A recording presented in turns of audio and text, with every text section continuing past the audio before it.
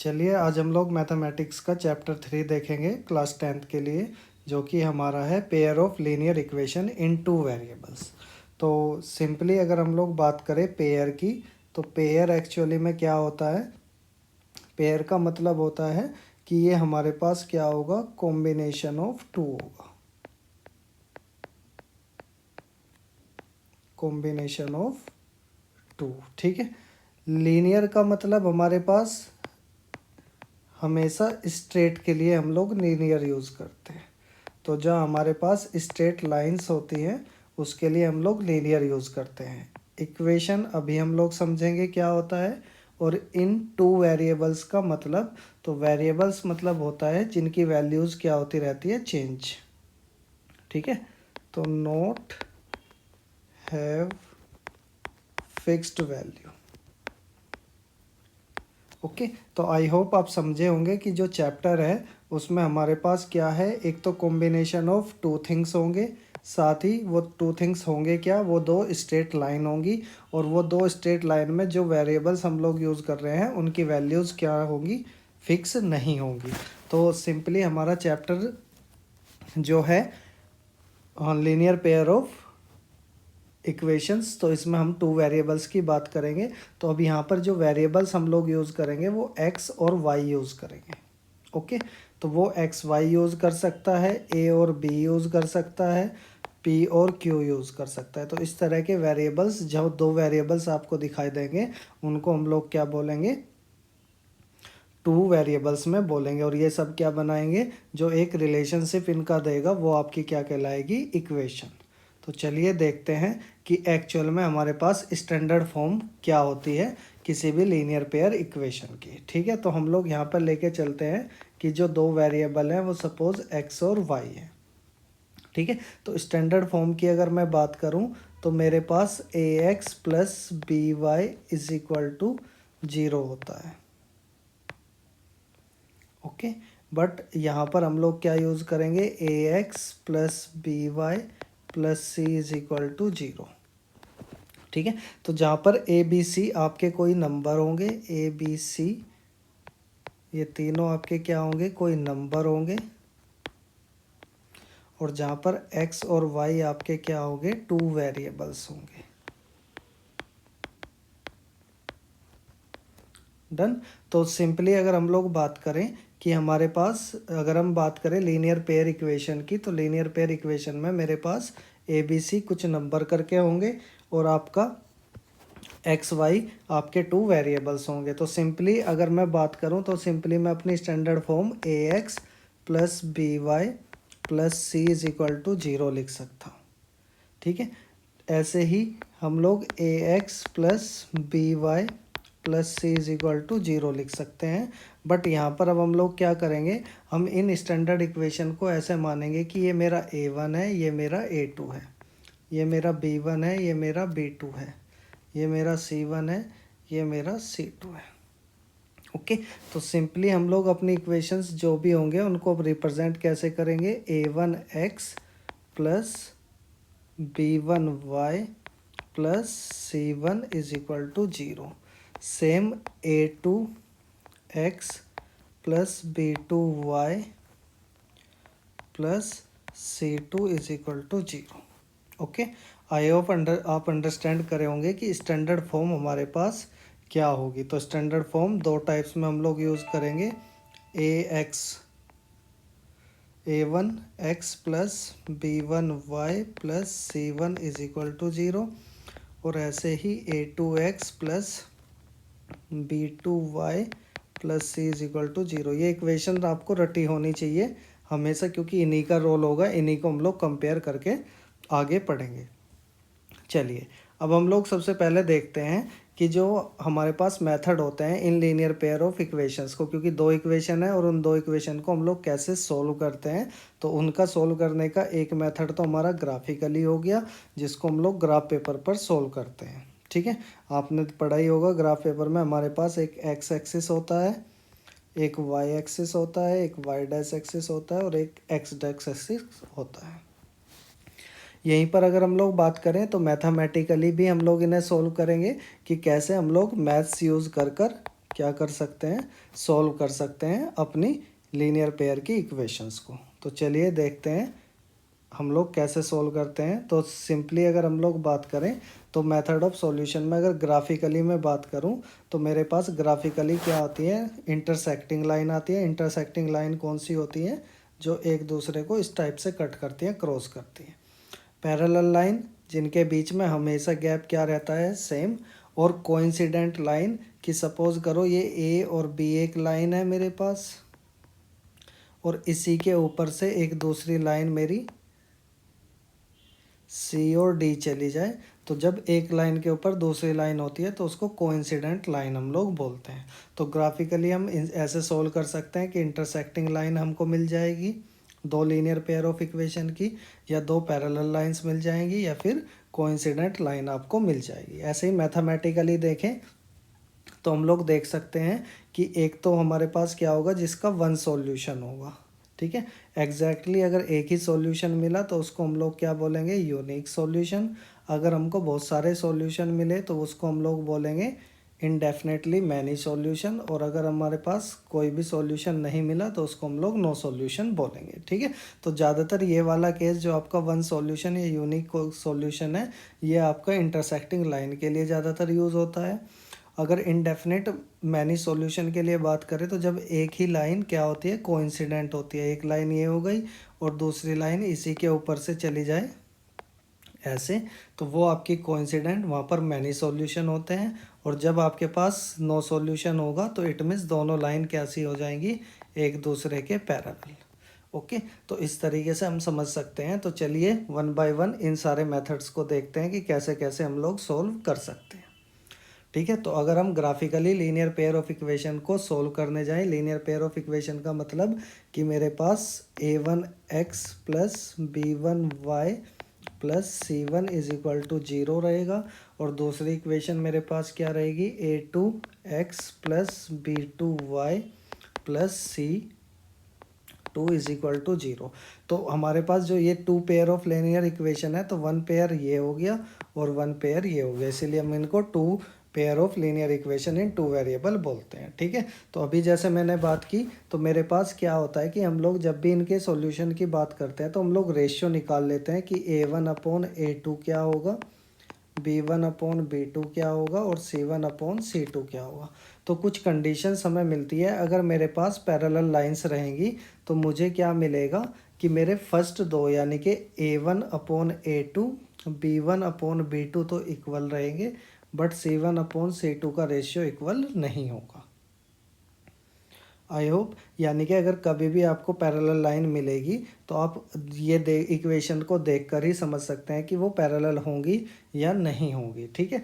जैसे सपोज करो मैंने यहाँ पे लिखा 2x plus 3y plus 7 is equal to 0, और ऐसे ही यहाँ पे लिख दिया 4x plus 6y plus 5 is equal to 0। तो अब अगर मैं यहाँ पे देखूँ तो मेरा a1 हो गया 2, a2 हो गया 4 इज इक्वल टू b1/b2 और इज इक्वल टू c1/c2। तो यहाँ पे आप देख रहे हो कि ये तो क्या हो जाएगा, जब मैं इसे सोल्व करूँगा तो ये तो 1/2 हो जाएगा। ऐसे ही ये भी 3 1 जा 3 3 2 जा, तो ये भी 1/2, बट ये डिवाइड नहीं होगा। तो यहाँ पे मैं देख रहा हूँ ये दोनों तो आपस में बराबर हैं, बट ये बराबर नहीं है, इक्वल नहीं है। तो जब ये इक्वल नहीं होगा तो इस कंडीशन में मेरी जो लाइन आएगी वो कैसी आएगी, पैरेलल लाइन आएगी, ठीक है। तो अगर हमारे पास ये भी इक्वल ना हो तो तब यानी कि ना a1/a2 ना b1/b2 और ना ही c1/c2 एक दूसरे के बराबर हो, तो तब वो लाइन मेरी कैसी आएगी, इंटरसेक्टिंग लाइन आएगी, यानी कि कुछ इस टाइप की लाइन आएगी। यहाँ पे पैरेलल लाइन देखने को मिलेगी। ऐसे ही कोइंसिडेंट लाइन में क्या होगा, तीनों रेशियोज बराबर होंगे। जैसे ये हैं तो अगर तीनों रेशियो हमारे क्या आ रहे हैं, बराबर आ रहे हैं, तो तब वो लाइन कैसी होगी, कोइंसिडेंट लाइन होगी। आई होप आपको ये समझ में आ गया होगा पैरेलल लाइन, ठीक है। तो हम लोग कैसे ग्राफिकली ना चीज़ों को देखकर हम लोग कैसे सिर्फ कुछ रेशियोज ही फाइंड कर कर देख सकते हैं कि लाइन मेरी कैसी होगी, कि पैरेलल होगी, इंटरसेक्टिंग होगी या कोइंसिडेंट होगी, ठीक है। तो ये इम्पोर्टेंट है, हमको ये याद रखना है रिजल्ट किसके लिए क्या होता है। ओके, ठीक है, तो एक बार आप वीडियो पॉज करके इन कंडीशन को लिख लीजिए कि पैरेलल लाइंस के लिए क्या कंडीशन होती है, इंटरसेक्टिंग के लिए क्या होती है और कोइंसिडेंट के लिए क्या होती है। ठीक है, क्योंकि आगे हम लोग इनको यूज़ करेंगे, तो प्लीज़ रिक्वेस्ट है आप सबसे इनको नोट कर लीजिएगा, इम्पोर्टेंट है आप लोगों के लिए। नेक्स्ट हम लोग शुरू करते हैं। तो अगर हम बात करें किसकी, पेयर ऑफ लीनियर इक्वेशंस की, तो पेयर ऑफ लीनियर इक्वेशंस को अब हम लोग दो तरीके से यूज़ करते हैं, एक कंसिस्टेंट और एक इनकंसिस्टेंट। ओके, तो कंसिस्टेंट वो होंगे जिनके पास क्या होगा, हैव सॉल्यूशंस। ठीक है, तो जिनके पास सॉल्यूशन होगा वो आपकी कंसिस्टेंट होगी, और जिनके पास क्या होगा, नो सॉल्यूशन होगा, यानी कि कोई सॉल्यूशन नहीं होगा, वो आपके क्या होंगे, इनकंसिस्टेंट होंगे। बात समझ में आई या नहीं। जैसे अगर हम लोग यहाँ पर बात करें तो मेरे पास पैरेलल लाइन है, इंटरसेक्टिंग लाइन है, तो जब तक दो लाइन एक दूसरे को डिवाइड नहीं करेगी, क्रॉस नहीं करेगी, तब तक उनका सॉल्यूशन नहीं मिलेगा। तो अगर मैं यहाँ पे देखूँ, एक लाइन ऐसे कोइंसिडेंट में दो लाइन ऐसे पास हो रही हैं, एक के ऊपर एक और यहाँ पर, तो अगर मैं इन दोनों की बात करूँ तो इन दोनों में मुझे सॉल्यूशन मिल जाएगा, क्योंकि यहाँ लाइन एक दूसरे को क्रॉस कर रही है, और यहाँ पर पैरेलल है तो क्रॉस नहीं कर रही, तो इसका मतलब यहाँ पर कोई सॉल्यूशन मेरे को नहीं मिलेगा। ओके, तो यही चीज़ हमारे हमको ध्यान रखनी है कि सॉल्यूशन कहाँ पर मिलेगा, जहाँ पर सिंपली क्या होगी, टू लाइंस इंटरसेक्ट और कोइंसिडेंट। ठीक है, तो जहाँ पर दो लाइन क्या होगी, कोइंसिडेंट होगी या इंटरसेक्ट करेगी, और अगर हम इनकंसिस्टेंट की बात करें तो नो क्रॉसिंग और या फिर इंटरसेक्टिंग। ठीक है, तो कोई क्रॉसिंग नहीं होगा, कोई इंटरसेक्टिंग नहीं होगा, तो ना कोई इंटरसेक्टिंग होगा, ना ही कोई क्या होगा, क्रॉसिंग होगा, तो उस केस में क्या होगा, इनकंसिस्टेंट। तो जो भी पैरेलल लाइन की कंडीशन होती है वो हमारी कैसी होगी, इनकंसिस्टेंट, और जो हमारे पास कैसा होगा, इंटरसेक्टिंग, और दूसरा मेरे पास क्या होगा, कोइंसिडेंट। ठीक है, तो वो आपके कंसिस्टेंट होंगे और पैरेलल लाइन क्या होगी, इनकंसिस्टेंट। ठीक है, तो अभी आप वीडियो को पॉज कीजिए और अभी ऊपर जो मैंने बताया था कि इंटरसेक्टिंग लाइन के लिए रेशियो क्या होता है, कोइंसिडेंट के लिए क्या होता है और पैरेलल के लिए क्या होता है, उसको रिकॉल कीजिए। ठीक है, तो अगर हम लोग देखें इंटरसेक्टिंग के लिए क्या होता है, A1/A2 does not equal B1/B2। ठीक है, तो इट मीन्स यहाँ पर क्या होगा, ये हमारा कंसिस्टेंट कहलाएगा। ठीक है ना, क्योंकि इसके पास क्या होगा, एक यूनिक सॉल्यूशन होता है।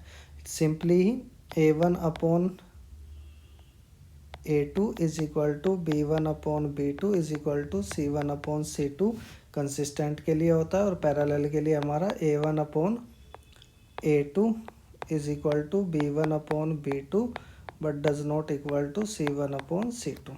ओके, तो जिन लोगों को ये अच्छे से याद आ गया है, वेल एंड गुड। जिनको ये याद नहीं हुए हैं, वापस से एक बार रिवाइज कर लें, ये आपके लिए इम्पोर्टेंट है, इन्हें याद रखना बहुत ज़्यादा ज़रूरी है। चलिए, तो अब हम लोग एक ग्राफिकली सॉल्व करके देखते हैं कि कैसे ग्राफिकली हम लोग क्या करते हैं, सॉल्व कर सकते हैं किसी भी लीनियर पेयर ऑफ इक्वेशन को। ठीक है, तो ये एग्जांपल ही दे रखा है आपका पेज नंबर 26 में एनसीईआरटी जो आपकी बुक है। ठीक है, तो एनसीईआरटी की बुक में आप जाकर ये क्वेश्चन देख सकते हैं। तो इसको सॉल्व कैसे करते हैं, तो हमने यहाँ पर देखा है कि मेरे पास जो पहली इक्वेशन दी है, तो फर्स्ट इक्वेशन है मेरे पास x + 3y is equal to 6। Okay, तो मैं इसको क्या कर सकता हूँ कि मैं एक ही वेरिएबल अपना लेफ्ट हैंड साइड रखूँगा, ये मेरा लेफ्ट हैंड साइड हो गया और ये मेरा राइट हैंड साइड हो गया। ठीक है, तो जो इक्वल के हमारे लेफ्ट में होता है वो आपका लेफ्ट हैंड साइड हो जाता है, और जो राइट में होता है वो राइट हैंड साइड हो जाता है। तो अगर हम लोग बात करें तो मेरे को सिर्फ एक ही वेरिएबल रखना है, तो मैं एक ही वेरिएबल रखूँगा, x मैंने लेफ्ट में ही रखा है, इक्वल टू 6 ऑलरेडी था इक्वल के बाद, बट जो ये 3y था, इस 3y को उधर ले गए हम लोग, जिसको हम लोग ट्रांसलोकेशन बोलते हैं। तो जब ट्रांसलोकेशन बोलते हैं तो हर किसी का साइन क्या हो जाता है, चेंज, पॉजिटिव वाला निगेटिव में और मल्टीप्लाई वाला डिवाइड में या वाइस वर्सा हो जाता है। ओके, तो यहाँ पर ये हमारे पास क्या हो गई, इक्वेशन फर्स्ट हो गई। ठीक है। अब हम लोग क्या करते हैं, यहाँ पे ड्रॉ करते हैं, draw a table for equation first. ठीक है, तो इक्वेशन फर्स्ट के लिए हम लोग क्या करते हैं, टेबल ड्रॉ करते हैं। इसे टेबल में हम लोग क्या करेंगे, एक टेबल बना लेंगे और मिनिमम इसमें आपको 3 वैल्यूज़ ज़रूर लेनी होगी। ओके, तो इस टाइप की कुछ टेबल बना लेंगे। ऊपर आप लिख लोगे जो भी आपके पास 3 पॉइंट हम लोग निकालेंगे। सपोज करो एक पी ए पॉइंट हो गया, एक बी हो गया और एक सी हो गया। डन। तो यहाँ पर हम लोगों ने क्या मान लिया कि एक मेरे पास x है और एक मेरे पास y है। अब देखो, जो भी आप वेरिएबल लेकर गए हो राइट हैंड साइड, उसकी वैल्यू आप अपने आप से डिसाइड कर सकते हो कुछ एनीथिंग। जैसे सपोज करो y की वैल्यू मैंने 0 रख दी, y की वैल्यू मैंने 1 रख दी, y की वैल्यू मैंने 2 रख दी।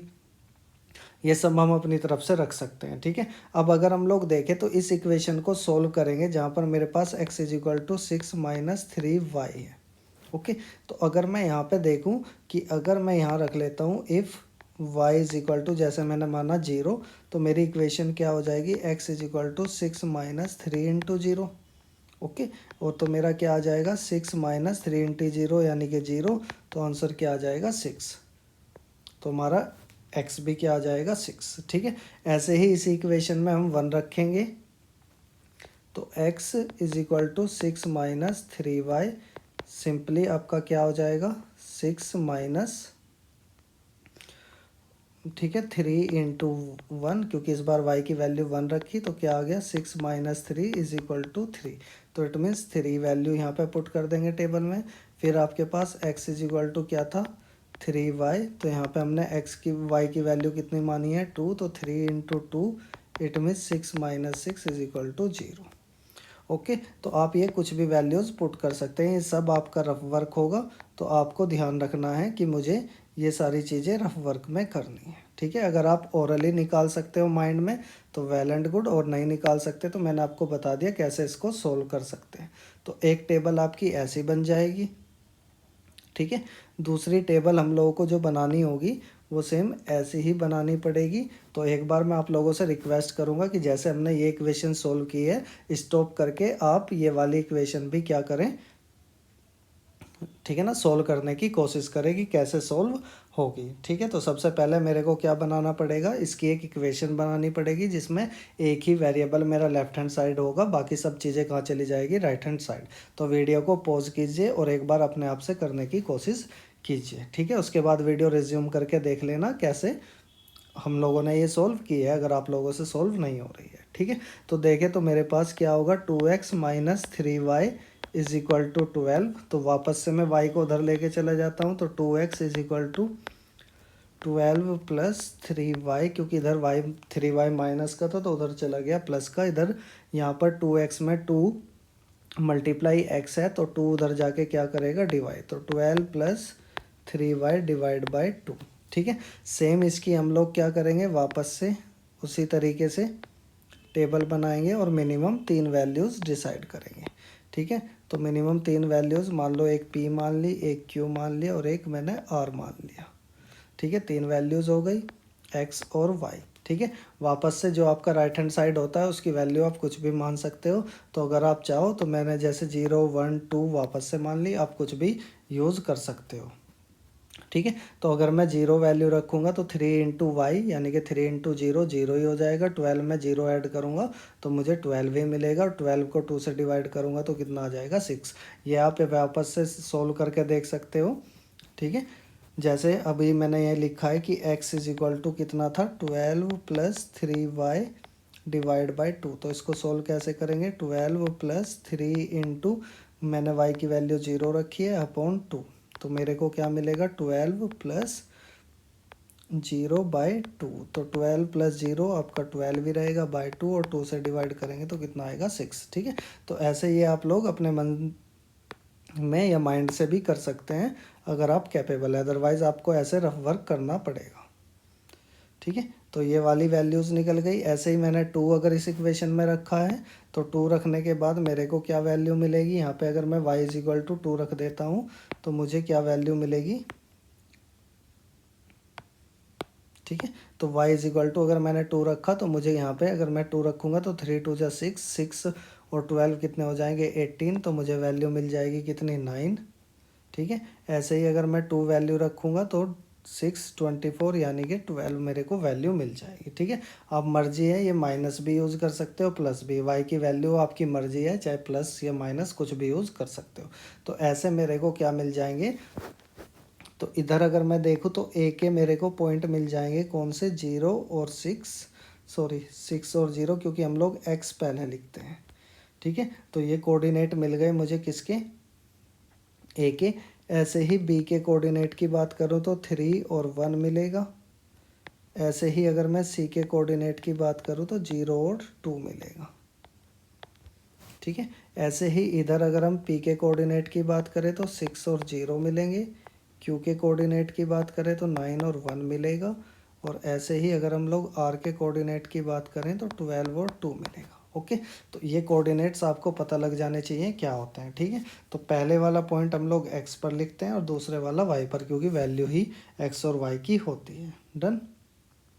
अब इसको ग्राफिकली रिप्रेजेंट करें तो अभी हमने देखा कि हमारे पास ए की वैल्यू क्या थी, ए की वैल्यू थी मेरे पास 6 और 0। तो मैं क्या करूँगा, 6 दिखाऊँगा कहाँ पर, ये रहा मेरा 6 और 0 मेरा यहाँ पर है वाई के लिए। ठीक है, तो एक पॉइंट मेरा यहाँ पर आ गया, इसी पॉइंट को मैं नाम दे देता हूँ ए। डन। ऐसे ही दूसरा पॉइंट मेरे पास क्या था, 3 और 1, तो 3 मेरा कहाँ पर है, ये रहा मेरा 3, और 1 मेरा कहाँ पर है, यहाँ पर। तो ये वाला पॉइंट मेरा कहाँ मिलेगा, यहाँ पर। तो ये वाला मेरा पॉइंट हो गया बी। ओके, इसके बाद नेक्स्ट जो पॉइंट है मेरे पास वो क्या है, सी। सी मेरा क्या है 0 और 2। ठीक है, तो ये रहा मेरा एक्स पर 0 पॉइंट और 2 मेरा इधर है यहाँ पर। तो ये वाला पॉइंट मेरा हो गया सी। ठीक है, ऐसे ही दूसरे वाला पी और क्यू वाला भी देखें, दूसरी पेयर ऑफ लीनियर इक्वेशन का पहला है मेरे पास 6 और 0। तो 6 मेरा ये रहा और 0 मेरा ये रहा, तो सेम पॉइंट पी भी इधर ही आ गया। इसके बाद नेक्स्ट अगर देखें तो मेरे पास क्यू 9 और 1 था, तो यानी कि हमारे पास क्या हो गया 9, ये हमारा 9 और ये हमारा 1, तो हमारे पास पॉइंट ये आ गया, इसको हमने क्यू नाम दे दिया। इसके बाद नेक्स्ट जो पॉइंट है आपके पास वो क्या है,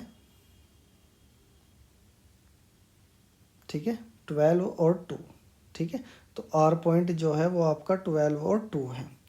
ठीक है, तो आर पॉइंट का 12 की अगर हम बात करें तो 12 कहीं यहाँ पर आएगा आपका 11 और यहाँ पर 12। ठीक है, तो अब अगर हम 12 की बात करें तो 12 मेरे को इधर मिलेगा। ठीक है, तो 12 ये वाला पॉइंट हो गया और मेरे को 2 यहाँ पे इधर मिलेगा। तो कहीं ना कहीं मुझे एक सेकेंड, हाँ 12 और 2 पॉइंट देखने को मिलेगा, तो 2 मेरा कहाँ पर होगा, कहीं यहाँ पर होगा ऐसे। तो ये वाला मेरा क्या हो गया आर पॉइंट। ठीक है, तो जब मैं इन लाइंस को ड्रॉ करूँगा यानी कि सारे ए वाली लाइन मिला दूंगा, तो ए वाली लाइन मेरी कुछ ऐसे चली जाएगी। ठीक है, और अगर हम लोग ये जो मैंने ब्लू कलर में लिखे हैं तो ब्लू कलर की लाइन कुछ ऐसी चली जाएगी। ठीक है, तो ये लाइन एक दूसरे को एक कॉमन पॉइंट पे इंटरसेक्ट कर रही है, तो इंटरसेक्ट दोनों लाइन किस पे कर रही है 6 पर। ठीक है, तो क्योंकि इधर वाई पे कहीं नहीं कर रहा है, तो इसका मतलब हमारे पास जो पॉइंट हो गए 6 और 0 हो गए, ये जो कॉमन पॉइंट हमारा मिला इसको हम लोग बोल सकते हैं ये हमारा क्या हो गया कॉमन पॉइंट। ओके, तो हम लोग 6 और 0 सोल्व कर सकते हैं, कैसे सोल्व करना है आया समझ में या नहीं आया। ठीक है, तो ये बातें ध्यान में रखनी है कि कैसे हम लोगों को इसे सोल्व करना है। तो अब यहाँ पर क्या होगा, x इज इक्वल टू आपका 6 हो जाएगा और y इज इक्वल टू क्या हो जाएगा 0। ठीक है, अब देखो आपको ये इंटरसेक्टिंग लाइन मिली ना, दो क्रॉस करती हुई लाइन। अब अगर मैं अपनी दोनों इक्वेशन की बात करूँ, पहली इक्वेशन मेरे पास क्या थी, x plus 3y is equal to 6, X plus 3y is equal to 6। तो मैं इसको ऐसे लिख सकता हूँ x plus 3y minus 6 is equal to 0। 6 को लेफ्ट हैंड साइड ले आऊँ और आपका 2x 3y प्लस 12 था। ठीक है, और दूसरी इक्वेशन मेरे पास क्या आ गई 2x प्लस, सॉरी माइनस है,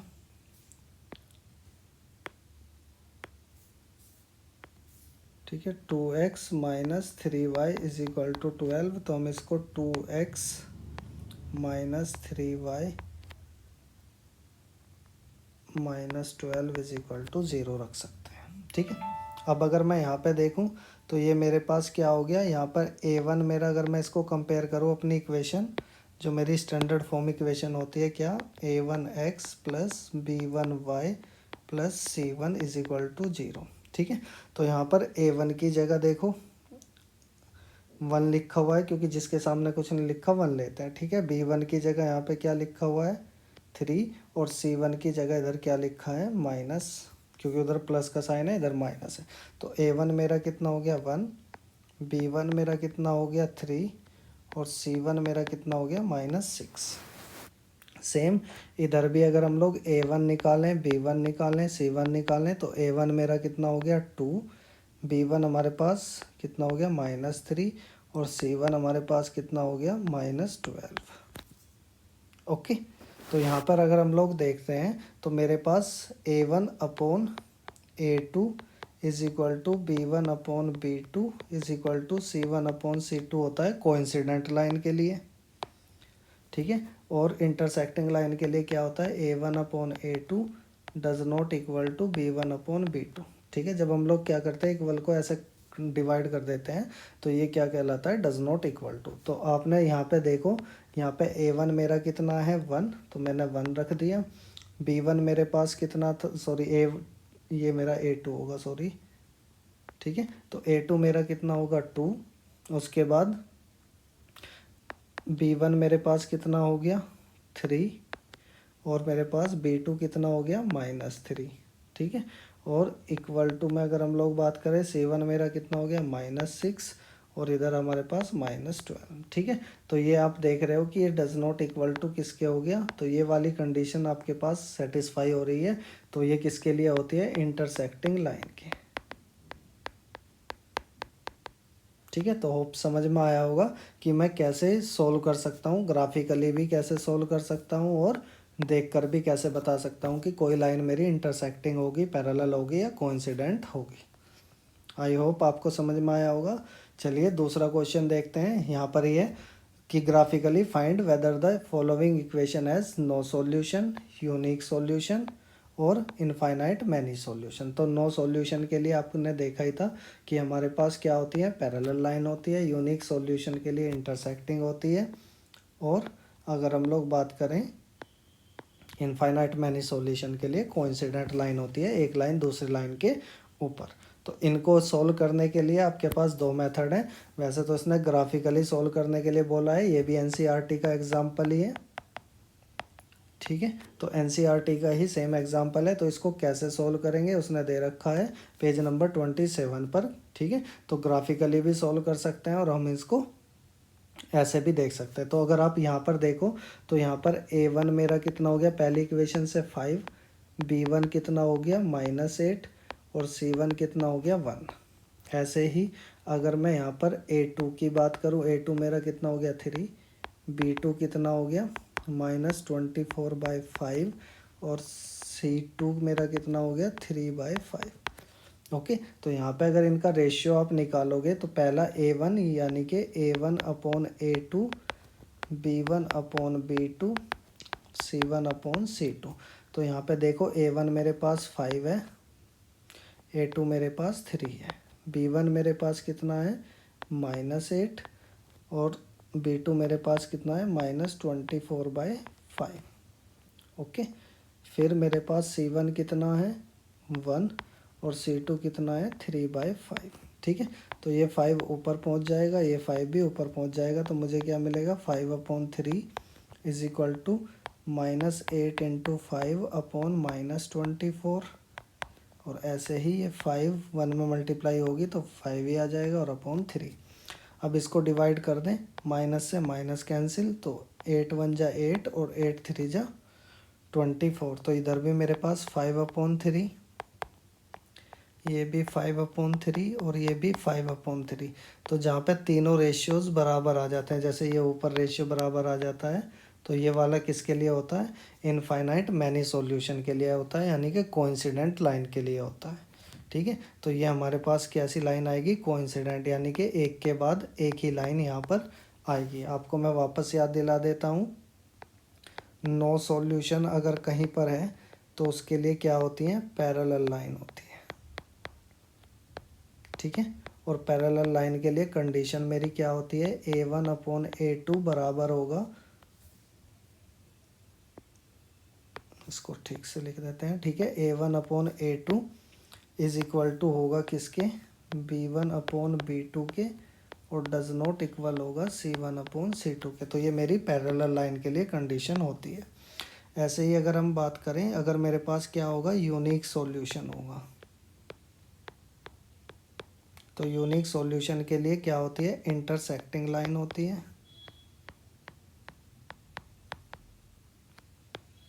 ठीक है, और इंटरसेक्टिंग लाइन में बस हमें देखना होता है कि A1/A2 क्या इक्वल है B1/B2 के या नहीं, नहीं होता है तो वो इंटरसेक्टिंग लाइन हो जाती है। उसके बाद आपने देखा था मैनी सॉल्यूशन के लिए, तो मैनी सॉल्यूशन किसका होता है, कोइंसिडेंट लाइन का।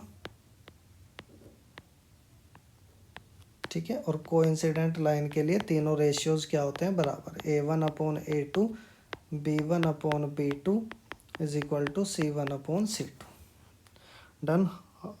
होप आप सब इसको रिकॉल कर पाए हों। ये आपको बहुत ज़्यादा क्या करना है, याद करना है। तो एक बार वीडियो पॉज करके वापस से इनको नोट कर लीजिए, ये आपके लिए मोस्ट इम्पोर्टेंट है, कैसे इनको सोल्व करना हो। समझ में आया। अब चलिए, अब हम लोग देखते हैं कि इस इक्वेशन को ग्राफिकली हम लोग कैसे सोल्व करते हैं। ठीक है, तो ग्राफिकली हम लोग देखते हैं। होप आपने ये नोट कर लिया होगा, अदरवाइज़ इसको वापस पीछे जाके एक बार वापस से नोट कर लीजिए, ये ज़्यादा इम्पोर्टेंट है आप लोगों के लिए। ठीक है, अब इसको हम लोग क्या करते हैं, सोल्व करते हैं ग्राफिकली। तो ग्राफिकली के लिए मैंने आपको बोला ही था कि क्या करना है, हम लोगों को एक टेबल बनानी है दोनों इक्वेशन के लिए, सेपरेट सेपरेट। ठीक है, तो हम लोग सेपरेट सेपरेट एक अलग से क्या बनाएंगे, टेबल बनाएंगे दोनों इक्वेशंस के लिए। तो चलिए हम लोग टेबल बनाना शुरू करते हैं। ठीक है, जिन लोगों को अच्छे से समझ आ गया वो क्या कर सकते हैं, टेबल खुद से बना सकते हैं और फिर वीडियो को फास्ट फॉरवर्ड कर कर चेक कर सकते हैं कि उन्होंने जो बनाया है वो ठीक बनाया था या नहीं बनाया था। चलिए देखते हैं। तो पहली इक्वेशन मेरे पास क्या है, 5x - 8y + 1 is equal to 0। तो सिंपली वही चीज़ है, सारी इक्वेशंस हम लोग कहाँ लेके चले जाते हैं, सिर्फ एक वेरिएबल लेफ्ट में रखते हैं, बाकी सब राइट में ले जाते हैं। तो ये हो गया मेरे पास 5x - 8y, 1 उधर लेके गया तो -1 हो गया। ऐसे ही 5x is equal to -1। Okay, तो 5 इज इक्वल टू -1, और ये क्या हो जाएगा आपका +8y, क्योंकि y इधर क्या था, माइनस का था। ऐसे ही x इज इक्वल टू कितना हो जाएगा, -1 + 8y अपॉन कितना, 5। ठीक है, तो ये एक इक्वेशन बन गई। इसके लिए हमको क्या करना है, एक टेबल ड्रॉ कर लेनी है। ठीक है, मिनिमम 3 वैल्यू, ये एक x और एक हमारा y। ठीक है, एक a, एक b और एक c। सेम ऐसे ही हम लोगों को, जिन लोगों को इतना समझ में आ गया है, टेबल को फिलअप करना शुरू करें, इतना मैं दूसरे वाली टेबल बनाता हूँ। ठीक है, तो दूसरी वाले पास क्या हो गया, 3x - 24 upon 5y + 3/5 is equal to 0। तो हम लोग फिर से 3x - 24 upon 5y is equal to -3/5, या फिर हम लोग कर सकते हैं 3x इज इक्वल टू -3/5, ये उधर जाके प्लस में हो जाएगा। ठीक है, और यहाँ पर हमारे पास क्या हो गया, हम इसको लिख सकते हैं कि ये आपके पास -3 + 24y अपॉन 5, और हमारे पास ये जो 3 था ये भी क्या करेगा, नीचे जाके डिवाइड करेगा। तो -3 + 24y अपॉन 15, आपको x की वैल्यू यहाँ से मिलेगी। ठीक है, तो इनको आपको सोल्व कर लेना है। जैसे इसे सोल्व करोगे तो कुछ ऐसी वैल्यू रखो y की कि आप इजीली इसको क्या कर सको, डिवाइड कर सको। ठीक है, तो क्योंकि यहाँ फ्रैक्शन में ही आना है तो हम लोग वैल्यू कुछ भी यूज़ कर सकते हैं। तो सपोज करो मैंने क्या किया, y की वैल्यू 0, 1 और 2 रख दी। तो मैंने 0 रखा तो वैल्यू मुझे कितनी मिल गई, -1/5। ठीक है, मैंने y की वैल्यू क्या रखी 1, तो 1 8 और ये कितना आ जाएगा 7/5। समझ आ रहा है नहीं आ रहा है? ठीक है, चलो इसके बाद 2 से हमने रखा तो 2 16 आ गया, 16 यानी कि -1 15, 15 से 3 को डिवाइड करेंगे तो ये हमें मिल जाएगा 3। आया समझ में? ऐसे ही इधर एक टेबल बनाएंगे x और y।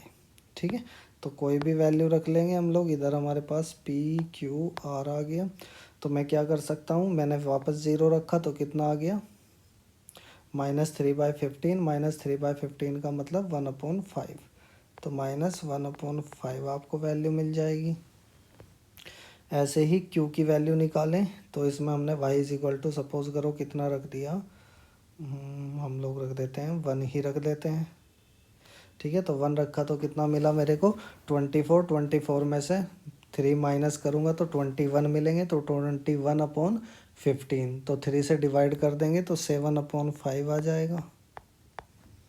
ठीक है, और ऐसे ही हम लोग क्या करेंगे, r की वैल्यू क्या करो, सपोज मैंने कितना रख दिया 2 ही रख दिया, तो कितना आ गया 48, 48 में से मैं माइनस करूँगा 3 को तो कितनी वैल्यू मिलेगी मेरे को 45, 45 को 15 से डिवाइड करूँगा तो 3 टाइम्स डिवाइड हो जाएगा। ठीक है, तो अगर आप देख रहे हो आपको वैल्यूज सेम ही मिल रही है, x की वैल्यू -1/5, -1/5, 7/5, 7/5, 3/2, 3/2। ठीक है, तो आपको सेम की सेम वैल्यू मिल रही है दोनों टेबल में। तो अभी मैंने बताया था ये कैसी थी, कोइंसिडेंट लाइन थी, कोइंसिडेंट लाइन थी, तो सबके सॉल्यूशन क्या होंगे मैनी। तो आप इनका अगर ग्राफ भी बनाओगे तो आपको सेम ग्राफ देखने को मिलेगा। जैसे देखो y पे 0 है तो -1 और 5, तो -1/5 कहीं आपको कहाँ पर मिलेगा, -1/5 को अगर आपको देखना है तो इसे 5 से डिवाइड कर दो तो ये 0.2 के आसपास आपको मिलेगा। तो सपोज़ करो यहाँ पे आपको ये मिल गया और y पे आपका कितना था 0, तो पॉइंट आपको इधर मिल गया a। ठीक है, बी पॉइंट अगर हम लोग देखें तो 7/5, 7/5 की अगर हम बात करें तो 7/5 को डिवाइड कर लो तो ये कितना आ जाएगा 1.5 के 4 के आसपास आ जाएगा। ठीक है, तो 1.4 आपका कहाँ मिलेगा, प्लस में है तो 1.4 आपका इधर मिलेगा कहीं पर। ठीक है, और दूसरा आपके पास कितना है y इज इक्वल टू 1 है, तो 1 यहाँ पे हो गया तो पॉइंट कहीं आपको इधर मिलेगा। ठीक है, तो ये वाला पॉइंट आपका हो गया b। ऐसे ही c की बात करें तो c आपके पास क्या था 2 और 3 था। ठीक है, x आपका 3 पे था और वो कहाँ पर था 2 पे, तो कहीं आपको यहाँ पर वैल्यू मिल जाएगी c की। ठीक है, अब देखो इधर भी इस लाइन का भी ग्राफ सेम ही है, इसका भी सेम ही है, वैल्यू सेम ही है, तो ये क्या मिलेगा आपको, ऐसे ही पहली लाइन भी मिल जाएगी और ऐसे ही दूसरी लाइन भी मिल जाएगी। ठीक है, तो दोनों कोइंसिडेंट लाइन है। तो इस तरीके से हम लोग सॉल्व कर सकते हैं कि कैसे कोइंसिडेंट लाइन होगी हमारे पास और कैसे हमारे पास पैरेलल या इंटरसेक्टिंग होगी। तो हमने इंटरसेक्टिंग देख लिया था, हमने कोइंसिडेंट देख लिया। ठीक है, पैरेलल लाइन में भी ऐसे ही हम लोगों को क्या करना है, सॉल्व करना है। ठीक है, अब ये कुछ एनसीईआरटी के क्वेश्चंस हैं जो चीज़ें हमने आज सीखी हैं उसी के बेसिस पर पूछ रहा है। तो पहला कह रहा है ऑन कंपेयरिंग द रेशियो। अभी हमने ये रेशियो कंपेयर करके देखा था कि A1/A2, मैं वापस से एक बार बता देता हूँ, A1/A2 नहीं इक्वल है B1/B2 के, तो ये मेरी इंटरसेक्टिंग हो गई। A2 does not equal B1/B2, तो ये मेरी कैसी अपॉन B2 इक्वल हो गया C1/C2। ठीक है, तो अगर ये इक्वल होता है तो ये हमारे पास क्या होती है, कोइंसिडेंट। ठीक है, और कोइंसिडेंट लाइन का मतलब कैसा हो गया मेरे पास, मैनी सॉल्यूशन हो गए। ठीक है, और अगर पैरेलल की बात करें A1/A2 B1/B2 के तो बराबर है पर C1/C2 के बराबर नहीं है, तो ये कैसा हो गया, पैरेलल, और इसका कोई सॉल्यूशन नहीं होता। तो उसने यही पूछा है कि इंटरसेक्ट एट ए पॉइंट, ये वाला रिजल्ट शो कर रहा है, पैरेलल ये वाला रिजल्ट शो कर रहा है, कोइंसिडेंट ये वाला रिजल्ट शो कर रहा है। तो देखो यहाँ पर हमारे पास A1 कितना आ गया, पहले वाले इक्वेशन में 5, B1 कितना आ गया -4, C1 कितना आ गया 8। ऐसे ही कंपेयर करें दूसरी इक्वेशन में तो कितना आ गया A2 कितना आ गया मेरे पास 7, B2 मेरे पास कितना आ गया 6, C2 कितना आ गया -9।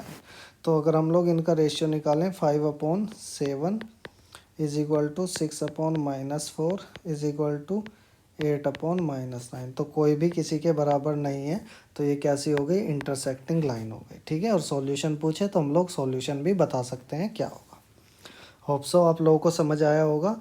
सेम क्वेश्चन आपका ये है, इसको देख के बताना है। तो देखो यहाँ पे हम डायरेक्ट कर सकते हैं, 9/18 मैं डायरेक्ट कर रहा हूँ, आप लोग एक बार समझ लेना कैसे किया है। ठीक है, तो 9/18 A1/A2, फिर B1/B2, फिर C1/C2।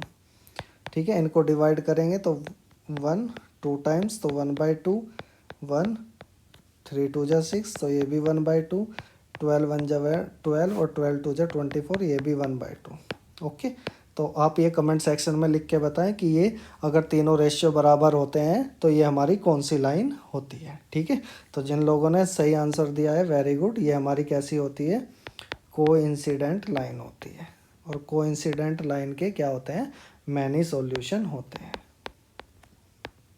ठीक है, कोइंसिडेंट लाइन के क्या होते हैं, मैनी सॉल्यूशन होते हैं। तो जिन लोगों ने अच्छा आंसर दिया है वो वेल एंड गुड, और जिन लोगों को अभी थोड़ा सा कन्फ्यूज़न है वो एक बार जाके वापस से इस वीडियो को देख लेंगे, तो आपके कॉन्सेप्ट और इजीली रिवाइज भी हो जाएंगे और आपको अच्छे से समझ भी आ जाएगा। ठीक है, ऐसे ही ये इक्वेशन, चले जल्दी से आप लोग वीडियो पॉज कीजिए और बताइए कि इस इक्वेशन का क्या सॉल्यूशन होगा। क्या ये पैरेलल होगी, क्या इसकी लाइन इंटरसेक्टिंग होगी, क्या इसकी लाइन आपकी कोइंसिडेंट होगी। ठीक है, तो चलिए देखते हैं। 6/2 A1/A2, B1/B2 एंड C1/C2।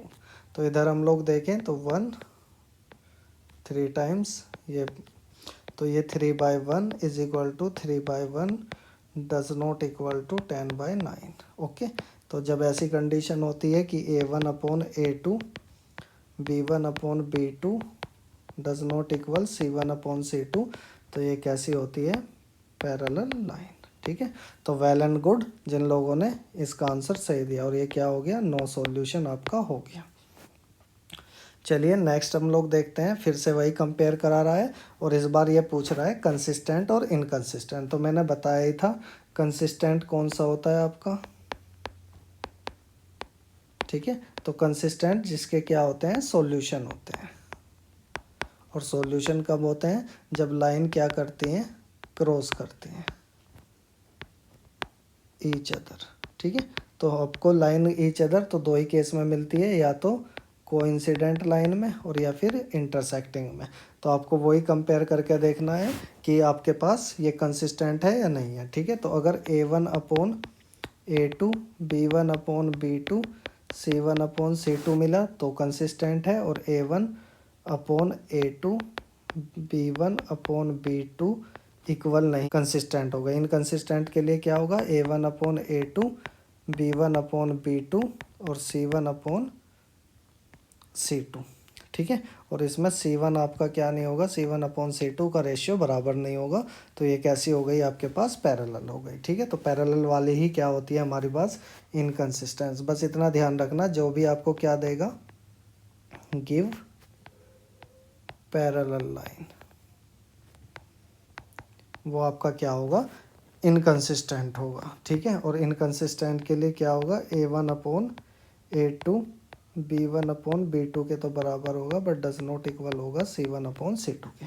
तो इतना आप लोगों को ध्यान रखना है। तो पहले अगर आप लोग देखो 3/2 is equal to 2/-3 is equal to -5/-7। ठीक है, तो यहाँ पे देख रहे हो 3/2 -2/3 और कितना 5/7। ठीक है, तो ये आपको हमेशा ध्यान रखना, जो भी इक्वेशन दे रखी है उसको वापस पहले स्टैंडर्ड फॉर्म में लेके जाओ। जैसे यहाँ पे इक्वेशन इसने हमको क्या दे रखी है कि 3x + 2y is equal to 5। तो पहले हम इसको क्या करेंगे, 3x + 2y -5 is equal to 0। ये हमारी स्टैंडर्ड इक्वेशन है, तभी कंपेयर करेंगे, इसीलिए मैंने -5 लिया है जबकि उधर 5 प्लस में दे रखा है। ठीक है, क्योंकि मैं 5 को किधर उठा के ले आया, लेफ्ट हैंड साइड, तो इसलिए वो माइनस का हो गया। अब यहाँ पे देखो ये कोई भी एक दूसरे के बराबर नहीं है, तो ये तीनों कंडीशन जब बराबर नहीं होती तो वो क्या हो जाता है हमारे पास, इंटरसेक्टिंग लाइन, और इंटरसेक्टिंग लाइन होती है तो वो कैसी होती है, कंसिस्टेंट होती है। ठीक है, ऐसे इधर देखें 2/4 is equal to -3/-6 is equal to 8/9 minus के। ठीक है, क्योंकि ये 8 और 9 इधर आएंगे तो माइनस के ही हो जाएंगे, तो इसको डिवाइड करेंगे 2 1 जा 2, 2 2 जा 4, तो 1/2 इज इक्वल टू माइनस से माइनस प्लस 1/2 इधर आ गया, फिर -8/-9 ये भी प्लस के हो जाएंगे। तो यहाँ पे देखोगे तो ये तो रेशियो बराबर नहीं, बट ये बराबर है। तो ये किस कंडीशन में होता है, अभी ऊपर बताया पैरेलल लाइन वाले में। तो ये कैसा हो गया, इनकंसिस्टेंट। ओके, तो वीडियो पॉज करके ये आपके ट्राई के लिए मैंने दे रखे हैं, तो ये वापस से आप एक बार एक्सरसाइज को सोल्व करेंगे। ठीक है, तो ये आप लोगों का एज ए होमवर्क हो गया। ठीक है, तो इनको सेम ऐसे ही सोल्व करना है जैसे आपने किया है। ठीक है, तो इनको एक बार आप सोल्व कर लीजिएगा। डन। इसके बाद फोर्थ क्वेश्चन है, which of the linear pair of equation consistent और इनकंसिस्टेंट, अभी ऊपर हमने किया है, और अगर कंसिस्टेंट है तो ऑब्टेन करना है उनका सॉल्यूशन ग्राफिकली। तो जैसे अभी ऊपर हमने किया है उसी तरीके से हम लोग क्या करेंगे, इनको सोल्व कर लेंगे। तो ये भी मैं आपके लिए क्या कर रहा हूँ, होमवर्क दे रहा हूँ। ठीक है, अगर आप लोगों से ये नहीं क्वेश्चन होते तो एक बार मेरे को कमेंट सेक्शन में लिख कर बता दीजिएगा, मैं वापस से इन सबको सोल्व करके आपको बता दूंगा। ठीक है, 6 क्वेश्चन देखिए क्या कह रहा है कि 2x + 3y - 8। ठीक है, तो इसकी आपको क्या लिखनी है, कंडीशन लिखनी है लीनियर इक्वेशन की 2 वेरिएबल्स में। ठीक है, ताकि इंटरसेक्टिंग लाइन मिले। तो इंटरसेक्टिंग लाइन कब मिलती है, जब कोई भी रेशियो बराबर नहीं है। तो एक मेरे पास 2x + 3y - 8 is equal to 0 है। दूसरी इक्वेशन आप अपने मन से कुछ भी बना सकते हैं, बस रेशियो बराबर नहीं होना चाहिए। जैसे यहाँ पे देखो 2x है तो यहाँ पे आप लिख दो 5x, यहाँ पे 3 है तो इसको आप लिख दो 7y। ठीक है, और ये 8 है तो इसको 9 लिख दो, बन गई आपकी इक्वेशन। कोई भी आप बना सकते हो। ठीक है, बस ऐसा होना चाहिए कि रेशियो ऐसा ना मिले, क्योंकि इंटरसेक्टिंग का आपने पढ़ा है A1/A2 does not equal to B1/B2। तो आपको ये रेशियो बराबर ना मिले। अब देखो 2/5 3/7 इक्वल नहीं होता, तो इसलिए हम लोग इस टाइप का लिख सकते हैं। पैरेलल लाइन में क्या होते हैं, शुरू के दो बराबर। जैसे इसने दिया 2x + 3y - 8 is equal to 0, तो मैं इसको क्या लिख सकता हूँ, 2 की मल्टीप्लाई कर दो उसी इक्वेशन में तो रेशियो सेम रहेगा, +6y माइनस। ठीक है, बस इसको चेंज कर देना, इसको 7 कर दो। ठीक है, तो आपको पता ही है A1/A2 B1/B2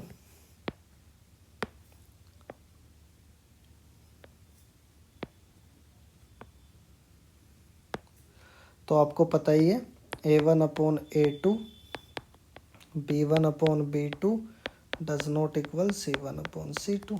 बस ऐसे ही करना है।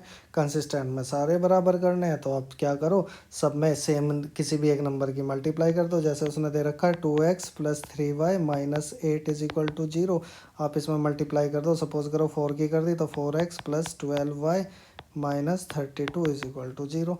तो ये कैसी बन जाएगी, कंसिस्टेंट बन जाएगी। आया समझ में। यहाँ पे सारे नंबर डिफरेंट रखने हैं जब दूसरी इक्वेशन बनाओगे। यहाँ पे क्या करना है, ए और बी के नंबर सेम रखने हैं। ठीक है, मतलब सेम नंबर से मल्टीप्लाई करनी है, और यहाँ पर ए बी सी तीनों नंबर में सेम नंबर से मल्टीप्लाई कर देनी है। तो आपको दूसरी लीनियर पेयर, यानी कि जो पूछा है ना उसने, right another linear equation in two variable such that, क्या होगा कि आपकी इक्वेशन क्या हो जाएगी, ज्योमेट्रिकली रिप्रेजेंट कर देगा पेयर ऐसे। तो वो आराम से आप लोग कर सकते हैं। ठीक है, इसके बाद एक दे रखा है ड्रा द ग्राफ फॉर, इस इक्वेशन के लिए तो vertex of A triangle form करना है, और उस ट्राइंगल को क्या करना है, शेडेड करना है। तो अभी हमने देखा ही है कि कैसे करते हैं, x - y is equal to, ठीक है ना, x माइनस, चलिए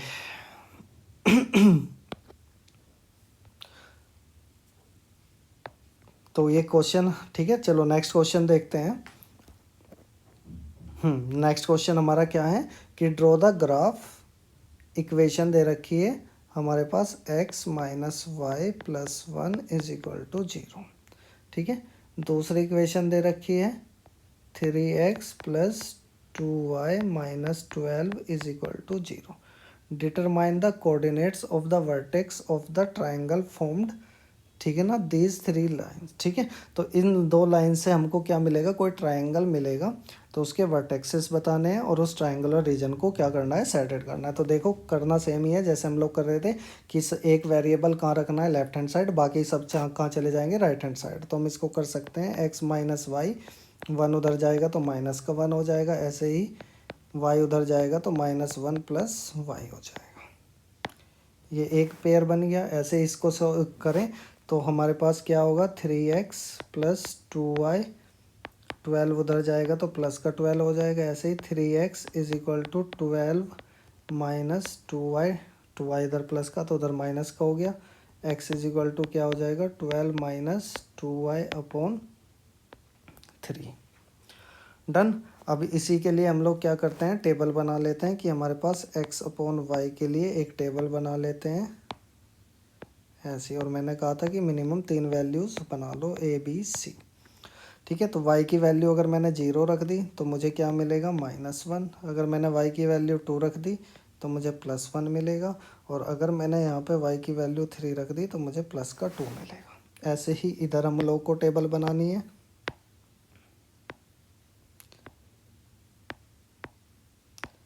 x और y, ठीक है, सपोज करो PQR ही ले लेता हूँ 3 पॉइंट। तो हमारे पास एक्स वाई की वैल्यू अगर मैं कितनी रख देता हूँ, 0। ठीक है, तो 12 माइनस 0, तो क्योंकि 2 की मल्टीप्लाई 0 में करूँगा 0 ही हो जाएगा, तो 12 माइनस 0 कितना आ जाएगा मेरे पास, 4। ओके, ऐसे ही अगर मैं वाई की वैल्यू कितनी रख देता हूँ, सपोज करो 3 रख देता हूँ। ठीक है, तो 3 2 जा 6, 12 में से 6 माइनस करे 6, तो 6 को डिवाइड करूँगा तो कितना आ जाएगा, 2। ऐसे ही अगर सपोज़ करो मैं कितनी वैल्यू रख देता हूँ, 6 वैल्यू रख देता हूँ, तो 6 2 जा 12, 12 माइनस 12 0, और 3 से डिवाइड करूँगा 0। तो ये हमारे पास कुछ पॉइंट मिल जाएंगे ABC के। इनको अगर हम लोग ग्राफिकली रिप्रेजेंट करें तो पहला पॉइंट है मेरे पास -1 और 0।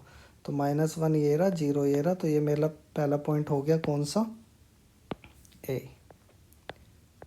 ठीक है, ये मेरा A पॉइंट हो गया। B पॉइंट अगर हम लोग देखें 1 और 2। ठीक है, तो मेरा 1 कहाँ पर है, +1 ये रहा, 2 मेरा इधर है, तो दूसरा पॉइंट ये हो गया मेरा B। ठीक है, ऐसे ही तीसरा पॉइंट मेरे पास क्या है, 2 और 3। ठीक है, तो पहले x का 2 और y का 3 मेरा ये रहा। ठीक है, तो ये वाला पॉइंट हो गया मेरा C। ठीक है, तो ये मेरे पास कुछ ऐसे लाइन चली जाएगी। अब दूसरे वाले की लाइन देखें तो दूसरे पास मेरे क्या है, 4 और 0। तो मेरे पास x पर कितना है, 4, और y पे मेरा 0, तो पहला पॉइंट मेरे को इधर ही मिल गया P। दूसरा पॉइंट मेरे पास क्या है, 2 और 3। 2 इधर हो गया मेरे पास ये रहा, और 3 मेरे पास ये हो गया, तो यानी कि ये वाला पॉइंट मिल गया हमारे पास Q। C पर ही दूसरा पॉइंट मिल गया क्योंकि दोनों के क्या थे, कॉमन। और इसके बाद 0 और 6। ठीक है, तो x पर 0 और इधर हमारे पास 6, तीसरा पॉइंट ये मिल गया। तो इन तीनों पॉइंट की अगर हम लोग बात करें तो इन तीनों पॉइंट को जब मैं ऐसे ज्वाइन करूँगा तो ऐसे बनेगा। ठीक है, तो ये देखो अब यहाँ पे ट्रायंगल बन गया x पर। बस मेरे को इसे क्या करके दे देना है, शेडेड, क्योंकि उसने बोला है कि इसको क्या कर देना है, शेडेड। तो आपको ऐसे कलर्ड कर देना है इसको, बस ये ट्रायंगल बता देना है। अब इसने वर्टेसिस पूछे हैं, तो एक वर्टेसिस तो इसका C हो गया, एक P हो गया, एक A हो गया। ओके, तो अब अगर A के पॉइंट देखो तो A के पॉइंट मेरे पास क्या थे, -1 और 0। ठीक है, C के पॉइंट अगर हम लोग देखें तो क्या थे, 2 और 3 था, और P का पॉइंट मेरे पास क्या था, 4 और 0 था। तो ऐसे हम लोग निकाल सकते हैं। आई होप आपको समझ में आ गया होगा। अब इसमें जो वर्ड प्रॉब्लम रही है वो हम लोग क्या करेंगे, नेक्स्ट पार्ट में करेंगे। तो मैंने इस ओके, तो आई होप आपको ये क्वेश्चन समझ में आ गया होगा, कैसे हमें सोल्व करना है, कैसे ग्राफिकली रिप्रेजेंट करना है, और कैसे जो भी फिगर उसमें बन रही है उसको शेडेड हम लोगों को करना है। ठीक है, तो आज की क्लास हम लोग यहीं पर एंड कर रहे हैं इस वीडियो को। आगे का सेकंड पार्ट इसी का हम लोग अपलोड करेंगे, तो उसमें हम लोग कुछ मेथड्स देखेंगे, और वर्ड प्रॉब्लम के लिए जो कि बहुत इंपॉर्टेंट होती है उसको मैं एक ही क्लास में सारे के सारे चैप्टर से एक साथ वर्ड प्रॉब्लम उठाकर आपको एक ही साथ कराऊंगा। ठीक है, तो हमारे साथ बने रहिए, प्लीज़ हमारे चैनल को सब्सक्राइब कर लीजिए। ठीक है, और ज़्यादा से ज़्यादा इसको शेयर कर दीजिए। Thank you.